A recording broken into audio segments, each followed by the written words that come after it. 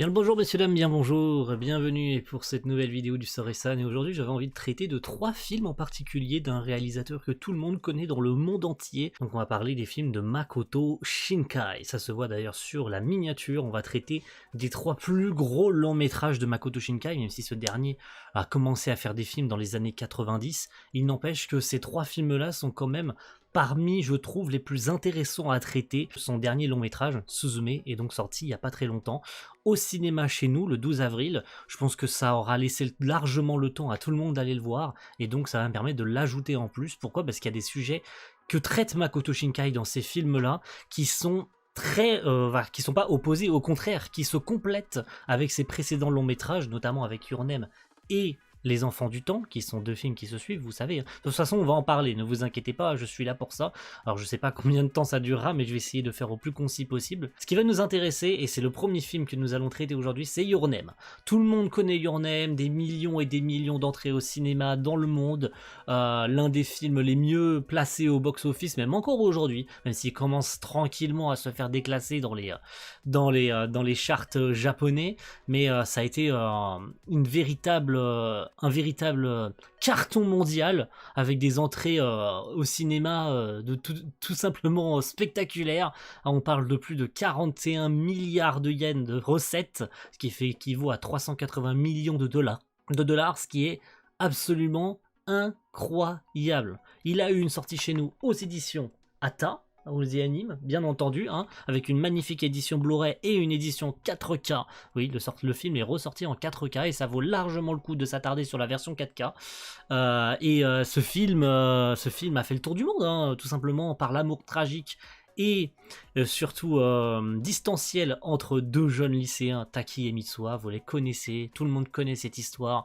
Les 2 héros qui sont coupés par 3 années de différence, donc ils échangent leur corps, mais en fait ils vivent tous les deux dans des timelines différentes, dans des univers différents, car on apprend avec l'histoire de la comète que Taki va essayer de tout faire après qu'il apprend que la météorite dans son propre présent est tombée déjà depuis 3 ans, donc d'où le fait que Makoto s'intéresse beaucoup à ce genre de drame-là, ce qui reviendra dans Tenkinoko, ce qui reviendra dans Suzume, j'en parlerai après, cette thématique du drame. Il se passe un drame dans chacun de ses films, ce qui n'était pas le cas avant.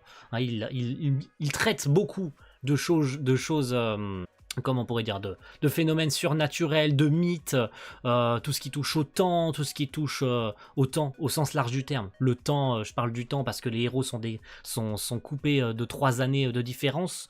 Le fait que à un moment donné, on a Mitsuha bien sûr qui se fait tuer par la météorite, d'où le fait que Taki et elle n'échangent plus leur corps et qu'ils cherchent un moyen plus ou moins direct d'essayer de la retrouver. Il apprend donc que leur axe temporel est décalé de 3 ans et que de par toute l'écriture du scénario qui explique que la confection du saké, le fait de l'emmener dans la montagne et ce fameux sanctuaire qui se trouve au beau milieu du cratère de la montagne est un passage vers l'au-delà. Donc ouais, on peut comprendre au premier visionnage, et c'est ce que j'en pensais d'ailleurs en 2016 lorsqu'on avait été le voir au cinéma, que le film était incohérent dans la manière d'avoir ramené Mitsuha, de tout l'écriture des personnages, même si malheureusement il y a très peu de persos qui jouent un rôle, à part peut-être les potes de Mitsuha et de Taki, alors les potes de Mitsuha rejouent un plus grand rôle que ceux de Taki, hein, parce que les autres ne feront que l'accompagner pour faire un petit peu de tourisme, hein.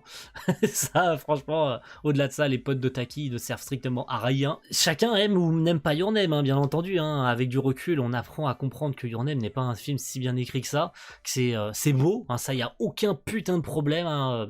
Makoto Shinkai, il nous en met plein la gueule, hein, avec ses artistes, et surtout avec ses backgrounds, parce que c'est ce qui joue beaucoup dans ses films. Ces différents plans de coupe sur les décors rendent ces films...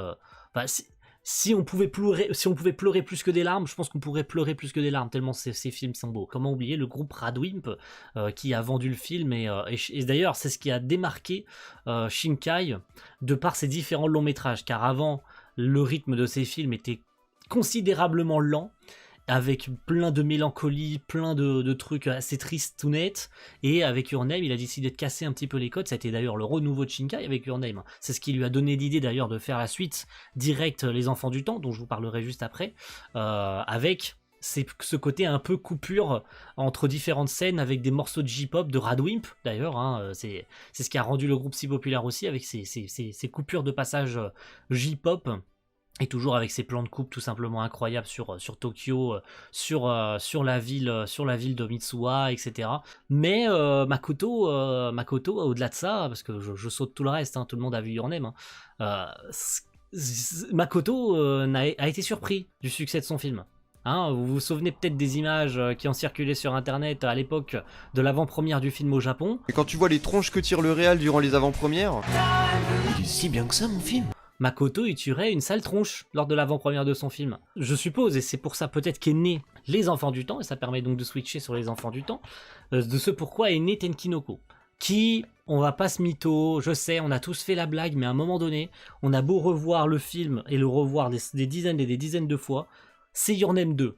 À un moment donné, je sais qu'on a fait la blague au départ, il y en a qui vont me dire, même encore aujourd'hui, que Les Enfants du Temps n'est pas Your Name 2, mais c'est vraiment un copier-coller de Your Name, quoi. Au-delà du fait qu'on soit tous d'accord, on a tous remarqué, tous les apparitions des personnages de Your Name, puisque Les Enfants du Temps se passent dans le même monde, à quelques mois près, à quelques années près, ça se passe exactement dans le même univers. Ce qui explique plus ou moins la raison pour laquelle, à la fin de Your Name, quand Taki et Mitsuha se retrouvent, ou en tout cas quand ils se croisent, il neige, qu'ils se retrouvent dans la rue et qu'ils semblaient avoir plu depuis qu'ils semblaient s'être tout juste arrêté de pleuvoir et on voit quelques flaques au sol. C'est lié, tout est lié, puisque de toute façon nos héros dans Les Enfants du Temps croisent les héros d'Yor Name, hein, tout simplement. Ils croisent même plein de persos secondaires, donc ils croisent, on voit la petite sœur de Mitsuha, les potes de Mitsuha on les croise, les potes de Taki, il me semble qu'ils apparaissent mais très furtivement aussi en clin d'œil, mais oui,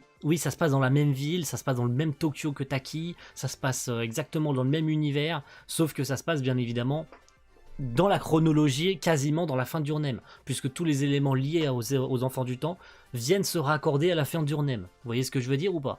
Tout est lié, tout est indirectement lié. Donc oui, Makoto avait décidé de raccorder les Enfants du Temps à Your Name et de rendre cohérents les éléments qui se passent entre les deux films. D'où l'attrait très mystique de ce scénario des Enfants du Temps avec la fille soleil, de ramener le soleil, de ramener la paix à Tokyo, puisqu'il pleut depuis 2 mois sans arrêt, ce qui est énorme, hein, 2 mois sans arrêt, 2 semaines ou 2 mois, je sais plus comment c'est expliqué dans le film, je crois que c'est 2 semaines, je me trompe peut-être. Mais on a un aspect très mystique avec Ina et Odaka, bien sûr, un autre figure professionnel qui se retrouve à Tokyo et qui rencontre Ina, une jeune fille qui ment sur son âge d'ailleurs, hein, puisqu'elle fait croire qu'elle a 18 ans, mais qui est une fille soleil, donc qui est une fille qui est capable de ramener le beau temps de façon temporaire, en priant. Sauf que évidemment ça va avoir des conséquences et on est d'ailleurs prévenu dès le début du film, alors en mode OSEF, hein, donc on peut ne pas le prendre au sérieux, mais c'est expliqué dès le début du film qu'une fille soleil, être une fille soleil, devenir une fille soleil, d'après toutes les légendes racontées par le grand-père ou 2 reporters là, que devenir une fille soleil aura des conséquences et qu'à un moment donné dans le film, on est prévenu, c'est-à-dire que le plot il est posé dès le début du film, qu'Ina devra se sacrifier. Et encore une fois, on a un aspect très raccordé à Your Name, d'un sacrifice, d'un drame. Il va arriver un drame, le plot il est écrit, il te l'est montré du doigt dès le début du film, tu comprends déjà qu'il va se passer un drame, et qu'à un moment donné il arrivera quelque chose. Il y a aussi le fait qu'Odaka est fugué, il y a aussi le fait que Ina et son petit frère vivent seuls et que les services sociaux vont les attraper. Bref, il y a un aspect très mystique, très réaliste aussi, hein, de par la pluie à Tokyo. Voilà, tout est très recentré à Tokyo pour le coup dans Les Enfants du Temps, là où Your Name essayait de transposer les deux coins, que ce soit celui de Taki et Mitsuha. Il y a aussi le voyage pour aller directement dans la ville. Bref. C'est ce qui a fait naître d'ailleurs les différents points de visite au Japon, le fameux arrêt de bus où Taki et ses amis s'arrêtent durant leur chemin. Peut-être les restaurants qui existent et dans lesquels ils s'arrêtent existent pour de vrai et ça fait un lieu de tourisme. D'ailleurs, ces films ont fait des lieux touristiques. Les fameux escaliers qui sont ultra surcotés, hein, tout le monde les connaît maintenant ces escaliers depuis 2016. Mais oui, Les Enfants du Temps est un Your Name 2 avec cet aspect très tragique de l'amour tragique entre 2 héros qui se retrouvent puis qui peuvent pas se retrouver, puis Ina qui se sacrifie pour ramener le soleil, et bien évidemment Odaka qui fait un choix cornélien, qui fait un choix égoïste en sacrifiant Tokyo, en sacrifiant littéralement une ville tout entière, rien que pour vivre avec Ina. Et c'est bien parce qu'il assume ses choix. Il assume ses choix, à la fin du film, il le dit.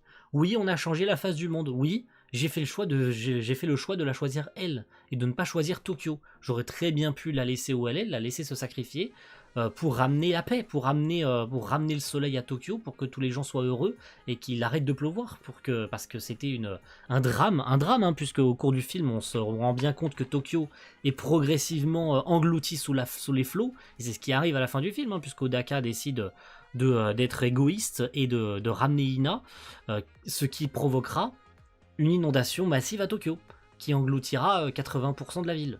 Donc ouais, on a encore une fois un drame. On a un aspect très dramatique dans ces films-là, et moi, Makoto en parlait dans des interviews. Ce qu'il voulait raconter avec ses enfants du temps, c'était pas forcément de faire un Your Name 2, même s'ils en rendent bien compte qu'il a écrit un film très ressemblant scénaristiquement. Ce qui l'intéressait le plus, c'était surtout de raconter cet aspect très compliqué du réchauffement climatique, qu'à un moment donné de sa vie, il a vécu à Tokyo, et qu'il pleuvait beaucoup à Tokyo. Donc il s'est imaginé ce scénario un petit peu comme un what if sur qu'est-ce qui se passerait si il continuait constamment de pleuvoir à Tokyo. Voilà comment est né Les Enfants du Temps. Et c'est le bon moment pour switcher sur le dernier film, qui est Suzume. Ouais, je vous l'ai dit que ça allait être très rapide. Suzume, donc le dernier né du studio de Makoto Shinkai.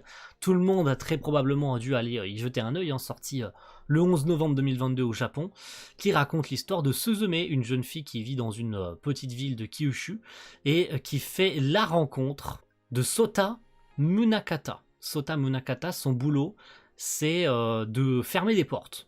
Voilà. Très globalement, son but, c'est de fermer des portes, parce que ces portes sont liées à un autre monde, le monde des morts, hein, très grossièrement. Hein. C'est ouvert, ça ouvre vers le monde des morts. Donc elle retire un espèce de piédestal qui en fait était le pilier qui permettait à la porte de rester fermée, parce qu'il existe 2 piliers. Et d'ailleurs, c'est le boulot de Sota aussi, hein, de visiter tout le Japon en tant que fermeur de porte. J'ai plus le nom de son boulot, mais ce qui est sûr, c'est que ce film va beaucoup s'attarder sur un voyage. Le pilier se transforme en petit chat. Et ce petit chat, il va fuir. Et Suzume va lui courir après. Donc on va avoir encore une fois dans ce film Suzume un aspect très mystique, très recherche d'un objet, on a aussi cet amour tragique, hein, parce qu'on se doute bien que Suzume elle est tombée amoureuse de Sota, et le passé de Suzume aussi, hein, qui sera abordé pendant tout le long du long métrage, avec ce traumatisme qu'elle a avec l'histoire de sa maman, l'histoire de la chaise, hein, El Famoso chaise, hein, tout le monde se rappelle de la chaise qui a sur les différentes affiches du film, la fameuse chaise qui se retrouve transformée en Sota, plutôt Sota se retrouve transformée en chaise qui avait été fabriquée par la maman de Suzume. Bref, il y a tout un aspect relié au passé de Suzume qui sera abordé tout au long du long métrage, et d'un autre drame, parce que Makoto, il a continué à parler de drame. Oui, Makoto continue à traiter de drame dans ses films. Le premier, avec Your Name, c'était la météorite Tiamat qui tombe et qui fait sauter une ville. Dans Tenkinoko, c'est la pluie qui tombe et qui crée, il submerge Tokyo. Et bien dans Suzume, c'est quelque chose de très réaliste, parce que au-delà du fait qu'on est dans un Tokyo dans les autres films, ou dans un Japon très proche d'une autre, avec ce côté un peu mystique, bon, ça casse un peu le côté réaliste du film, même si le film reste très réaliste de par ses visuels et de tout l'apport visuel et l'apport artistique de tous les artistes de Comics Wave, attention. Hein. Mais Suzume ne va pas s'arrêter à une petite ville, ne va pas s'arrêter à la région de Kyushu, le petit village dans lequel vit Suzume, ses problèmes familiaux avec sa tante, son passé. Non, il va y avoir tout un voyage pour rattraper ce chat que l'on prend pour le méchant du film, alors qu'il n'en est rien. Hein, ce petit chat, en réalité, on l'apprend très rapidement, c'est que fait, il les a menés vers les portes. Le drame raconté dans ce film-là, vous le connaissez tous, il est réel, il s'est passé dans notre monde. C'est le désastre de 2011. Vous vous souvenez de ce qui s'est passé en 2011 au Japon ? Fukushima. Ouais, vous vous en souvenez tous de Fukushima. Et oui, le désastre qui est arrivé à Suzume et le raz-de-marée qui a submergé le nord du Japon à cause de Fukushima en 2011. Voilà. Donc ouais, Makoto, il a décidé avec Suzume de traiter un désastre qui est réellement arrivé dans notre univers. Et ce qui en a découlé, évidemment, c'est que Suzume a déménagé du nord au sud. Donc oui, tout le long du film, on fait un espèce de voyage initiatique. Alors Makoto, il aime bien les trains, donc on a des trains partout. Hein. Suzume voyage à travers le Japon, non seulement pour attraper ce chat, mais surtout pour retourner dans sa ville natale. C'est là le but, c'est là tout le but final. C'est que, oui, elle fait ça un petit peu de façon un peu égoïste, hein, puisqu'elle ne parle pas à sa tante. Il y a beaucoup de choses qui vont en ressortir, des choses mauvaises avec ce petit chat aussi, hein, qui fait très peur aussi, hein, il est un peu dark ce chat. Tout l'aspect mystique qui tourne autour de la transformation de notre cher Sota en chaise, et de la fermeture de ses portes, du gigantesque ver qui est invisible aux yeux de l'humanité, et que seule Suzume est capable de voir, puisqu'elle a un lien étroit avec Sota, et elle a le pouvoir de fermer les portes, hein, puisque Sota lui apprendra à le faire. Sur tous les gens qui vivent à Tokyo ou dans les différentes villes qu'elle visitera, toutes les différentes personnes qu'elle rencontrera qui l'aideront dans son périple pour se loger, etc. Certains l'aideront, hein, comme une jeune fille qu'elle rencontre, elle lui sauve ses cagettes d'orange, et donc elle accepte gentiment de l'héberger chez elle. Elle rencontrera aussi une jeune maman qui travaille dans un espèce de bar avec ses 2 enfants, elle l'hébergera gratuitement. Bref, elle fera des rencontres bénéfiques, tant pour l'aider dans son voyage, mais aussi ça l'aidera aussi psychologiquement. Parce que Suzume, elle est aussi rattrapée par ça, elle se rend bien compte que ces portes et ce paysage plein d'étoiles, et ce champ immense qu'elle a été capable de voir à travers la porte, même si elle peut pas le traverser, elle l'a vu, elle s'en souvient, elle sait très bien ce qui est arrivé, qu'elle s'est perdue, qu'elle l'a déjà vu étant petite. Donc ouais, c'est un traumatisme qui s'éveille, mais c'est aussi pour s'aider à combattre ce traumatisme qu'elle voyage aussi à travers le Japon, pour fermer et retrouver ce petit chat et fermer les portes, permettre aux piliers de revenir à leur emplacement, de retrouver un nouveau pilier, ramener du coup le petit chat à l'endroit où il était censé être et le retransformer en pilier pour fermer définitivement les portes. Encore une fois, comme les Enfants du Temps ou comme Your Name, tout était écrit dès les premières secondes. Le plot était écrit, il était posé dès les premières secondes. Tu ne peux pas te dire que c'est mal écrit.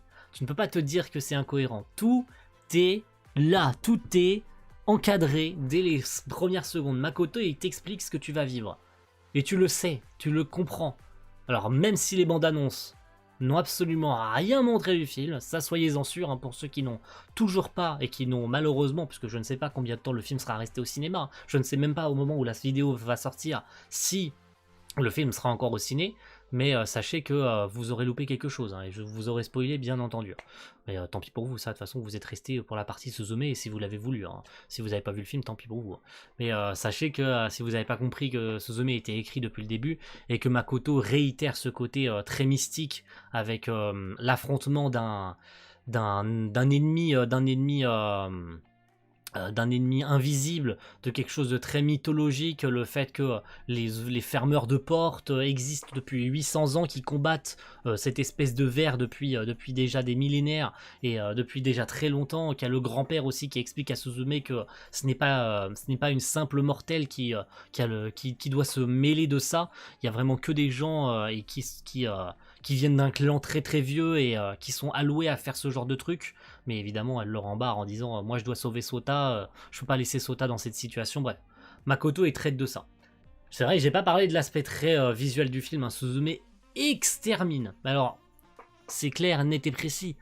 Extermine les 2 précédents. Soyez-en certains. Ce film extermine visuellement et scénaristiquement tout ce qu'a fait Makoto Shinkai auparavant. Tant aussi bien sur le côté très casanier de ces plans très resserrés qu'il faisait avec Your Name et les Enfants du Temps. Alors peut-être avec Your Name, il avait montré des plans, des panoramiques très sympathiques sur la ville de Mitsuha, mais on était encore une fois très recentré que sur ces 2 lieux-là. Je veux dire, une fois qu'on a fait le tour de la ville, une fois qu'on a fait le tour de tous les plans larges des différents cratères ou du cratère de la baie, de la ville de Mitsuwa, et puisqu'il y a 3 maisons et 4 habitants, quoi. C'est vraiment une petite ville de campagne, hein. Et Tokyo, pareil, hein, on l'a vu dans tous ses aspects, tant aussi bien dans Your Name que dans Tetkinoko, avec la pluie et ses plans très resserrés. Je pense notamment au plan avec Odaka qui tire sur le gars, etc. C'est vrai que j'ai pas parlé de ça, hein. Mais Suzume, je sais pas pourquoi, je sais pas ce qui lui est arrivé, mais il a pris une bouffée d'air frais avec Suzume. Il a pris une bouffée d'air frais, il s'est dit, mais attendez, le Japon, ce n'est pas que Tokyo en fait. Ah, le Japon c'est grand en fait, je pourrais peut-être faire un film où le héros ou l'héroïne, peu importe hein, ce qu'il avait décidé à l'époque, voyage à travers le Japon. Ça serait marrant qu'il traverse le Japon d'est en ouest pour un objectif. Eh, si j'écrivais ça dans Suzume, eh oui, c'est ce que fait Suzume. Suzume voyage de Kyushu, donc dans le sud-ouest du Japon, quasiment jusqu'au nord. Complètement, vraiment du nord au sud. Elle voyage du nord au sud du Japon. En prenant le train, en prenant la voiture, en se faisant emmener aussi, hein, puisqu'elle fera du covoiturage aussi. Mais ouais, Makoto s'est enfin décidé à faire un film où le héros et l'héroïne ne sont pas qu'à Tokyo ou que dans des lieux très reculés et très recentrés, avec des plans très recentrés sur les personnages. On a enfin des backgrounds, on a enfin beaucoup plus de décors variés, ça s'ouvre enfin. Et c'est pour ça que j'ai hâte de voir son prochain long métrage, parce que, ouais, certes, si on prend peut-être 5 cm par seconde ou Voyage vers Agartha qui avait offert de beaux panoramas, ça je le sais, hein, vous allez me le dire dans les commentaires. Oui mais dans les précédents longs métrages, il n'y avait pas que Tokyo, hein, donc tu exagères. Oui mais là je parle du Japon. Je veux dire, dans Your Name et dans Les Enfants du Temps, c'était très recentré sur Tokyo. C'est vraiment, si elle avait pu, s'il avait ne serait-ce qu'imaginé autrement Your Name, les deux héros auraient vécu à Tokyo. Voilà. Et c'est pour ça d'ailleurs qu'il le fera avec Les Enfants du Temps, pour se rattraper, puisqu'il n'a pas pu faire que Tokyo. Mais vraiment, c'était chiant à un moment donné. C'était vraiment chiant de s'attarder que sur une ville. C'est bon, on a fait le tour, on a vu toutes les ruelles existantes, tous les coins, les recoins. Donc il était temps d'ouvrir enfin un panorama beaucoup plus grand pour s'attarder sur différents lieux que visite Suzume. Et ça, c'est enfin le cas. On s'attarde sur beaucoup d'autres lieux, déjà Kyushu, parce que ça avait jamais été traité par Makoto dans ses films, donc c'est cool d'avoir vu la petite ville tranquille de Suzume au début du film, encore une fois une ville portuaire hein, de Kyushu, hein. Dans la région de Kyushu, pardon, excusez-moi, parce que, encore une fois, Kyushu n'est pas une ville, mais hein, une région du Japon, tout comme Tokyo n'est pas qu'une ville, c'est une mégalopole, hein, attention, hein. Il y a beaucoup de districts dans Tokyo, hein. Mais voilà, j'aime beaucoup la manière dont il exploite ses scénarios et la manière dont il a enfin décidé de s'ouvrir un peu plus avec Suzume. C'est pour ça que j'ai hâte de voir son prochain long métrage, de comment il va encore exploiter tout ça. Je ne sais pas qu'est-ce qu'il est capable de faire de plus. Déjà, qu'il avait fait des très beaux films avant, je ne sais pas ce qu'il va être capable de proposer au-delà de Suzume. Là, ça risque d'être la surprise. Parce que il a fait encore mieux que les deux précédents. Qu'est-ce qu'il va être capable de faire après Suzume ? Alors que Suzume est pour moi la quintessence de ce qu'il a été capable de faire, qui est encore mieux que les précédents. Surprends-nous Shinkai, c'est tout ce que j'attends de toi. Surprends-nous encore. Encore pendant longtemps, s'il te plaît. Encore pendant très longtemps. Surprends-nous encore. Parce que là, mon frérot, tu es, même si t'as 50 ans, reste encore dans l'animation japonaise pendant 30 ans, s'il te plaît. Pars à la retraite comme Miyazaki, genre à 80 ans, s'il te plaît. Fais encore des films pendant 30 ans. Émerveille-nous encore émerveille-nous encore s'il te plaît. tu es incroyable comme réalisateur. Merci beaucoup pour tes films. Ouais, je fais un remerciement personnel à Makoto parce que je passe des moments fous devant ces films, vraiment. Merci à tous d'avoir suivi cette vidéo mes amis, j'espère que c'était pas trop bordelique, j'aurais essayé de raccommoder certains bouts de la vidéo, histoire que parfois quand je bégaye ou quand je me perds dans mes mots, j'essaie de raccommoder un petit peu ça pour que ça reste cohérent, bien entendu. J'aurais enlevé pas mal de trucs parce qu'il y a des phrases que je dis qui sont chiantes à crever, donc j'aurais enlevé pas mal de petits trucs, j'aurais peut-être raccommodé ça avec la vidéo du Random Watcher qui est bien plus intéressant, donc j'aurais peut-être mis des petites illustrations aussi, des petits bouts des films. Bon, malheureusement très peu pour Suzume puisque Suzume n'est pas encore sorti en Blu-ray ni sur internet hein, tout court, hein.